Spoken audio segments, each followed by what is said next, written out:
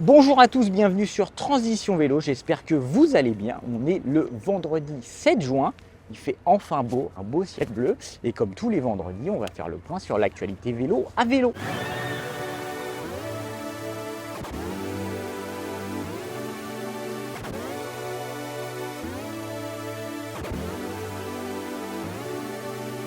Alors avant de continuer, n'oubliez pas de vous abonner à la chaîne, c'est important pour nous pour continuer à vous proposer toujours plus de contenu sur le vélo et de vidéos sur le vélo. On commence avec Decathlon qui a sorti un nouveau vélo de route électrique, le Van Rysel EEDR AF105 DI2, un nom un peu compliqué, tout ça pour dire que c'est un vélo de route électrique qui pèse 14 kg. Il est équipé d'un moteur moyeu Mahle X35, un petit moteur discret et léger placé dans la roue arrière qui surtout ne plombe pas le rendement au-delà des 25 km/h, ce qui est important pour un vélo de route. Pour dépasser les 25 km/h de l'assistance électrique, on va pouvoir rouler sur le plat à 30-35 km/h si on a des bonnes cuisses. C'est associé à une petite batterie qui est suivie dans le tube diagonal de 250 Wh. Malgré la petite taille, ça permet quand même d'atteindre, selon Decathlon, 100 km d'autonomie. Alors évidemment, ça dépend des profils, si on fait des côtes ou pas, mais en tout cas, c'est quand même un bon concept pour un vélo qui fait 14 kg. Voilà, cette version haut de gamme est équipée du dérailleur électronique DI2 en 2 fois 12 vitesses. On a un dérailleur électronique à l'avant et à l'arrière, et ça vaut quand même 3000 €. En dessous, on va retrouver la version avec un dérailleur électronique SRAM Apex en 1 fois 12 vitesses qui sera vendue 2800 €. Et en entrée de gamme, on retrouve la version avec un dérailleur mécanique, un groupe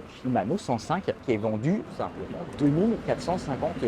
Ça reste quand même abordable pour un vélo électrique de route qui va permettre de gravir les cols à la manière des champions du Tour de France. Côté service, Véligo, service de location des vélos pour les franciliens, a fêté son 100 millième abonné. Valérie Pécresse a été remettre le vélo, cette heureuse abonnée, en main propre. C'est un service qui permet aux franciliens de louer un vélo pendant 6 mois. C'est plutôt intéressant pour se mettre au vélo. C'est pas un service permanent. On va pouvoir louer un vélo pour 40 € pour un vélo classique. Et pour 80 €, on va pouvoir avoir un biporteur, un triporteur ou un long tail. C'est pour mettre le pied à l'étrier aux gens. Ça permet vraiment d'utiliser le vélo au quotidien, voir si on peut le garer dans son local à vélo, on peut le garer dans la rue, l'accrocher, prendre la batterie, la recharger, voir surtout les trajets, si les trajets pour aller au bureau sont efficaces ou pas, s'ils sont dangereux ou pas. En tout cas, c'est un très bon service qui est très populaire en Ile-de-France, qui est utilisé par beaucoup de gens. Beaucoup d'utilisateurs se mettent au vélo grâce au Véligo. Ça permet d'éviter d'investir dans un vélo électrique à prix fort si on ne se sent pas vraiment, et ça permet véritablement de voir comment fonctionne le vélo électrique au quotidien dans son utilisation. Et surtout, pour les franciliens, ils sont remboursés de 50% du prix de la location, puisque Véligo est considéré comme un service de transport public, comme une carte Navigo. Donc les 40 € vont se transformer en 20 et les 80 € d'un vélo long tail vont se transformer en seulement 40 € pour les salariés d'une entreprise qui rembourse le pass de transport. Véligo en a profité pour lancer son offre Flex, une offre flexible pour les Jeux Olympiques de Paris 2024. Ils anticipent un peu les problèmes de circulation qu'il va y avoir, et ça va peut-être permettre à de nouvelles personnes de se mettre au vélo plutôt que d'avoir un abonnement sur 6 mois. Là, on est seulement sur 1 ou 2 mois, la période de l'été, en fait, juillet-août. Les personnes vont pouvoir louer un Véligo classique pour 55 €, 54 € pour un mois ou 40 € par mois pour les 2 mois. Et s'ils sont convaincus, ils pourront même prolonger la période de 6 mois supplémentaires pour utiliser le vélo avant, après, de s'orienter vers l'achat d'un vélo ou la location, le leasing d'un vélo, pour continuer d'utiliser le vélo et voir que c'est vraiment très très agréable le vélo électrique dans Paris. Oh, la petite fontaine, c'est un peu Jurassic Park ici, non? Pas trop mais youhou.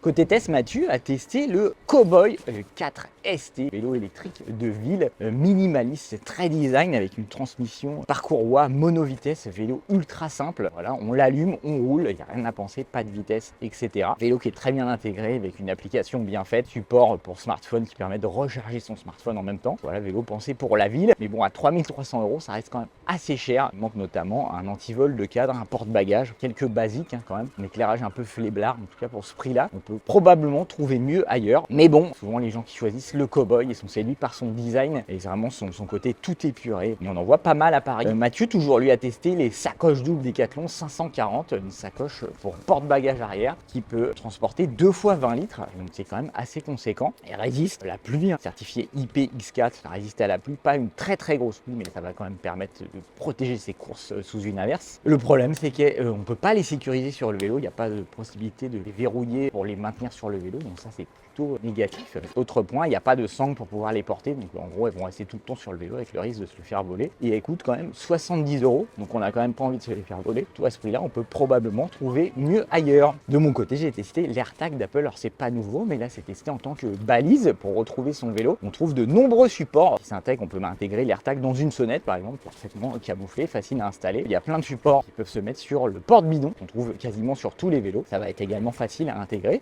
Voilà, sans surprise, ça marche plutôt bien pour retrouver son vélo. Point faible, on les connaît, hein. L'AirTag est dépendant de l'écosystème Apple, donc si on n'est pas équipé en gros d'un iPhone, il faut faire une croix dessus. Ça sert à rien d'utiliser un AirTag. Pour le reste, il fonctionne assez bien. Ça a une très bonne autonomie, au moins 1 an minimum, et dans les faits, on monte même à 1 an et demi. Petit défaut, on a raté la piste cyclable. Mais des fois, hein, c'est pas bien indiqué. Hein. Et là, on voit pas qu'il faut tourner. Faut être attentif. Ensemble. Deuxième point faible, c'est que le voleur va être prévenu assez vite qu'il est suivi d'un AirTag. S'il est équipé d'un iPhone, il va même pouvoir le faire sonner. Donc soit il laissera le vélo là, il sera dissuadé, il laissera le vélo en disant je suis suivi, soit il peut même désactiver l'AirTag ou tout simplement faire sauter le support, parce que souvent les supports sont en plastique, on va pouvoir arracher le support. Sachant que les supports qu'on a trouvés sont quand même peu chers et sont équipés de vis anti-vol avec une empreinte spécifique, avec une clé spéciale qui est fournie avec. Ça c'est plutôt pas mal puisqu'on ne peut pas juste la dévisser. Hein. Et sinon on trouve même des supports beaucoup plus compliqués à trouver. On va trouver des supports qui se mettent dans le pneu, des supports AirTag pour valve tubeless qui vont se mettre à l'intérieur même du pneu. Donc là, il faut démonter le pneu pour aller chercher l'AirTag. Donc ça, c'est vraiment de très bonnes solutions. Après, c'est beaucoup plus contraignant à mettre en place. Voilà, l'AirTag, c'est une solution qui marche bien, qui coûte peu cher parce qu'il n'y a pas d'abonnement. On rappelle que c'est les iPhones qui circulent autour de l'AirTag qui vont récupérer son signal et envoyer la position au propriétaire. Dans les bâtiments, il va falloir s'armer de patience et de courage pour aller chercher son vélo à la cave ou dans un parking en sous-sol. Et bon, quand on s'est fait voler son vélo, on sait qu'on est toujours un peu sur les nerfs et on peut faire de grandes choses. Là, c'est tout pour l'actualité de cette semaine. Vous pouvez retrouver comme d'habitude tous les liens dans la description. N'oubliez pas de vous abonner à la chaîne si ce n'est pas déjà fait. Lâchez un petit pouce bleu, ça fait toujours plaisir. Activez les notifications pour être au courant de toutes nos vidéos. N'hésitez pas à nous poser vos questions dans les commentaires. On se fera comme d'habitude un plaisir d'y répondre. Sur ce, on peut vous souhaiter que de rouler, de profiter du beau temps.